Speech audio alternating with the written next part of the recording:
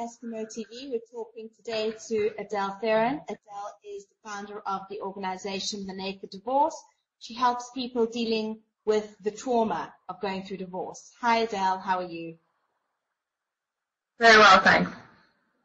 Wonderful. Adele, today we're going to be having a discussion about divorce and in particular about parenting. So let's begin with, what advice do you have for parents who are going through a divorce? Number one is make sure that you sort yourself out first. In the same way that if an airplane starts going down and the cabin depressurizes and oxygen masks jump out from the ceiling, trauma, i.e. the plane crash. Same way they'll say, put the oxygen mask on yourself before you help everyone around you. Otherwise you're going to pass out and not be able to help anybody. Same story when it comes to a divorce and being a parent. You must sort yourself out first, or you're not really in a place to help your children. And often what parents do is they focus on the routine of parenting. Oh, okay, I must feed them, I must clothe them, I must whatever. And they think that is putting their children first. But your children can sense so quickly how you're doing as a parent. So if you're having an emotional complete nightmare, that's what they're sensing, not the fact that you did prepare a meal for them. So you really got to sort yourself out emotionally so that you can help your children grieve and adapt to the change. They can't grieve and adapt to the change if they sense that you're grieving as well. They'll be strong for you, and they'll pretend that everything's okay and they're okay with it. They're not okay. Children are never okay with divorce. And many of the children that we've worked with will say that, particularly if they've lost a parent, and they have a bereavement with parenting, that the divorce was worse than when one of their parents died. So put yourself first. Next thing is, do not use your children to get back at your ex. Do not use your children as a communication mechanism or as a spy to try and find out what's going on with your ex. Don't ask them lots of questions about what, daddy or mommy are getting up to. Do not use your children as a short-term emotion avoidance tactic, meaning, the fascination with their lives and what it is that they're doing is a way of you to avoid dealing with your emotional trauma from your divorce. Taking Johnny to soccer practice is more important than me actually processing and dealing with my emotions. Prioritize healing from your divorce so that you can help them actually adapt to the change. What should we know about the children's needs whilst going through a divorce? I think the number one thing is children will blame themselves. It's that you can't even avoid it. Even if they tell you that they won't, they'll think, mommy and daddy were just fine before I came along. Now that I'm here, they seem to be fighting and arguing. They must be fighting and arguing because I'm here. If I was not here, and it extrapolates, so on and so forth. So parents need to be keenly aware that no matter what you do, they will blame themselves. So you have to reassure them, even if they're not saying those words. This is not your fault. This was going to break down no matter what. This is really just about me and dad, that kind of stuff. The next thing is they're going to feel rejected and abandoned, no matter what you do. So you have to be ultra vigilant and really focused on ensuring that you, in words, reassure them, but also back it up with action. That you tell them things and you also follow through with the action that demonstrates that. They will always side with the weaker party. So if you spend a lot of time talking about how horrible your ex is, they're going to end up hating you. They also, if they see you showing compassion or understanding for your ex, their loyalty to you will be unending, because they will know that they can see through things. Even if you're like, oh, he's a good for nothing, he left me with that tramp, you go on these horrible things. They're going to end up thinking you're a victim, and you're going to train them that a woman is a weaker party, as an example. They will grow up faster.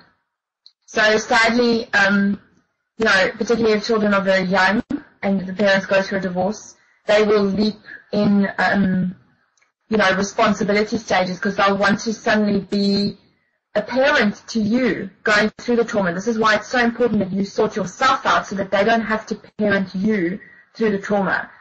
And with that growing up quickly, they might grow up, but they've skipped steps. So I would really recommend that the children get some counseling or some therapy so that they can work through their own acceptance of the situation and, their own feelings about what's happened.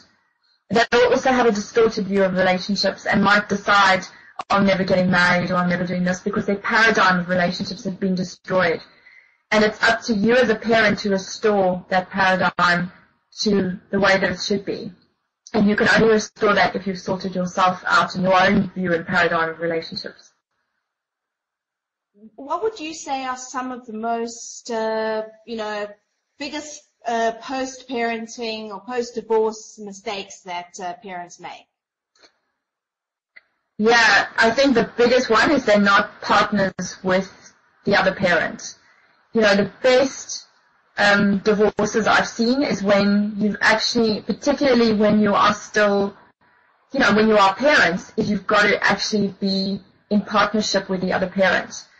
You don't need to be great buddies with the other person, but you need to have a clear parenting plan and have a consistency between the two parents. If there's a competition going on about who's got the biggest presents or who's spending the most time and who's the worst person, this is dangerous territory when it comes to mistakes made after a divorce. The next thing is not healing and not prioritizing your healing, because the children will end up feeling sorry for the weaker party. They'll end up parenting the weaker party, which forces them to grow up way before their time and skip emotional stages, which are critical to their development. So definitely, I'd say you've got to prioritize that. I think that's the one thing that comes through in this interview is prioritize yourself. Not managing schedules and letting children down.